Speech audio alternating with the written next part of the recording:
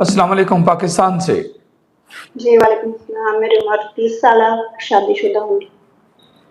जी मैंने ख्वाब में देखा, मुझे कुछ नज़र नहीं आ रहा था, मगर मुझे ना एक आवाज़ सुनाई दी गई कि ये एक बेटा है, इब्राहिम इसका नाम है, और शिया का बेटा 2 फरकों में सुलह करवाएगा। और मैं अपनी अम्मी को और अपनी भाभी के बहुत ज़्यादा खुश हो रहे हैं और बातें कर रहे हैं। आप प्रेग्नेंट हो? नहीं, कितने बच्चे आपके? नहीं है बच्चे।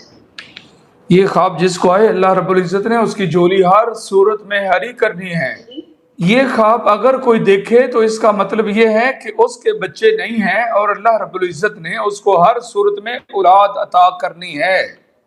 इंशाल्लाह। और पहला कंसीव बेटा पैदा होगा इंशाल्लाह, इंशाल्लाह। और वो बहुत मुबारक साबित होगा।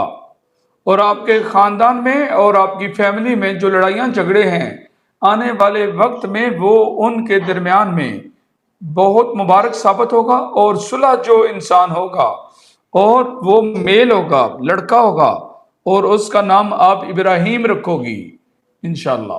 ख्वाब की तबीर में ये आ रहा है, इंशाल्लाह। ठीक है? इंशाल्लाह।